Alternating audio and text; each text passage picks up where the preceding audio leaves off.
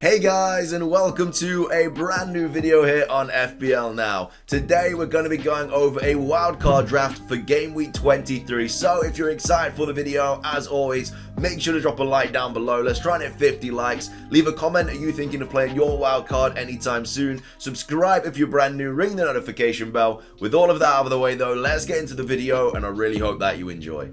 So starting things off, this is my wildcard draft at this point in time for game week 23. Now, of course, there could be double game week announcements in game week 23. There probably will be double game week announcements in game week 23, so I might have to update this as the week goes on. But this is heavily influenced by this, which was posted by Ben. We'll link his Twitter in the description down below. If you don't know who Ben is, basically does wonders with double game weeks, gets you all the latest information you need to know. And this is basically all of the teams that have got unrescheduled postponements. So Burnley, of course, still have 5 games to play. They've got 5 games in hand. They're currently sitting at the bottom of the Premier League table, but again, they do have 5 games to play still. Arsenal and Leicester have 4 games each to play. Tottenham has 3, Watford has 3, and Everton has 3. Chelsea, Brighton, Villa, Wolves, Newcastle, Leeds, and Liverpool all have 2 games to play, although I would probably dodge Chelsea players just simply because they have quite a few blanks coming up.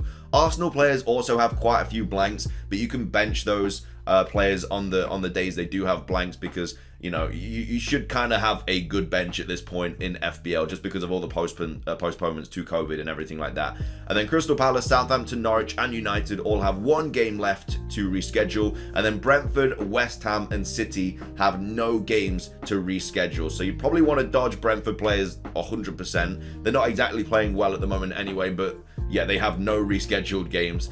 West Ham and City are a little bit trickier because you've got the likes of Bowen, Antonio, who you obviously want in your team. Maybe not so much Antonio now. He's definitely fell off from what he was producing at the start of the season. But Bowen has got to be a player in your team just because he's just in the form of his life. And then City as well, with how good their fixtures are coming up and how good they are at the back.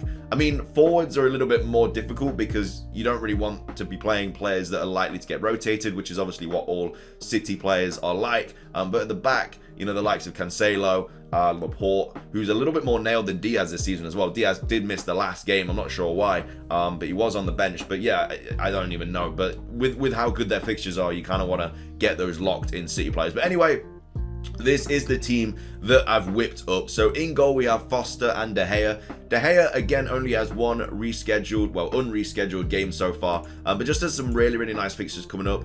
Producing quite a few saves as well, but because of how bad Man United are at the back, he's getting a lot of saves. So he's obviously getting a lot of save points. He's getting bonus points from that. And hopefully he can keep a clean sheet in a few of the games that are coming up. Of course, has Brentford for the double game week in 22. West Ham next week might be a little bit more tricky, but then has Burnley, Southampton, Leeds, and Watford. All very nice fixtures. And then, of course, you can just unload him when you see the likes of City, Tottenham, and Liverpool come up.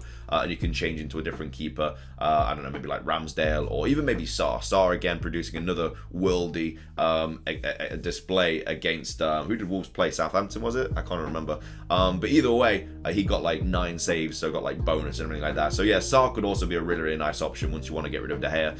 And then we of course have Foster as well, just because of those double game weeks really. Watford still have 3 to play. You know, Foster is back. We saw that he was back in goal as well at the weekend. So yeah, I honestly think if you're on your wild card, just like I'm saying at the start of the season, you need to have Foster in your team. You know, he's very cheap, only 4.1, and still obviously has that number 1 goalkeeper spot. You still have 1.8 mil in the bank for this wildcard draft, by the way, and that's just simply for Salah. As you can see, this team does not have Salah, so instead of Salah, you have the likes of Kane. You could bring in Ronaldo as well. It is really up to you. You could have Ronaldo or Kane. I've just opted for Kane just because Tottenham have 3 games to play, whereas United only have 1. So I thought it'd be a little bit more safer going for Kane, especially because Son's not fit yet. But again, you could go for Ronaldo and then downgrade them when Salah's back if you really want to.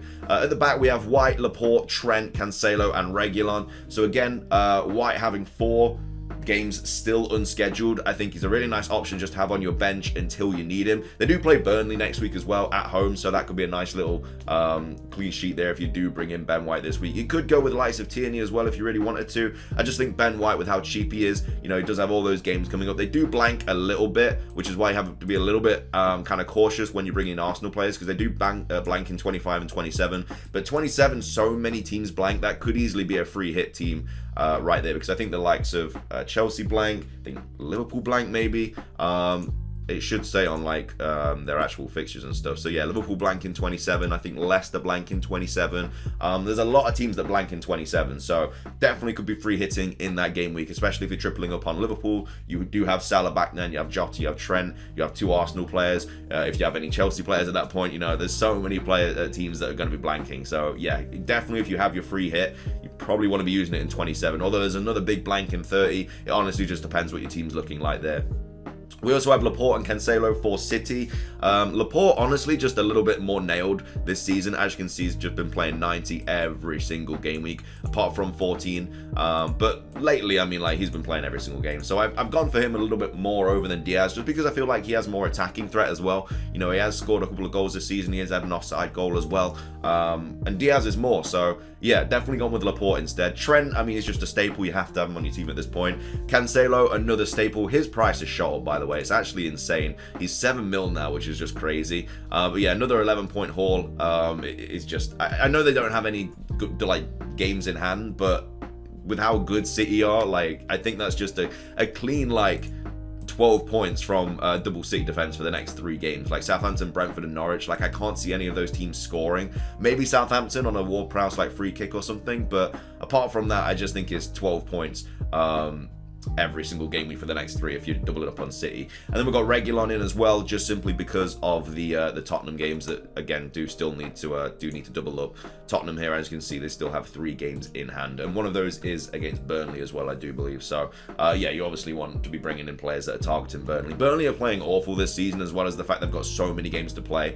If they're bunching all of those together later on in the season, they're just going to be tired all the time. So it's just going to be easy points for anyone that's playing them, really. But that is the back line. In midfield, we have Rafinha, Jota, Maddison, Bowen, and Saka. Again, Saka is flagged, but if he doesn't play, like against Burnley next week, for example, you can just bench him. You do have options, and like I say, I feel like you need to have a strong bench when you're wildcarding this season with how bad COVID postponements have been. We've all been affected by it. We've all had players that, had a really good fixture and then have been postponed. It is really, really annoying. There's nothing you can do about it. The only thing that I guess you can do is be best prepared for it and just have a strong bench that can come on if any games do get postponed. So yeah, Saka's on there. We've already spoken about the Arsenal fixtures and he is flagged. You could, if you really wanted to, bring in Coutinho for him instead. There are whispers that Villa and Leeds are going to have doubles in Game Week 23. So if you really wanted to do that, you could. I mean, you obviously have till Friday if you're on your wildcard this week to mix and match players and whatever. So if you did want to bring in Coutinho instead, then you can, but just obviously remember that you do want to bring in Salah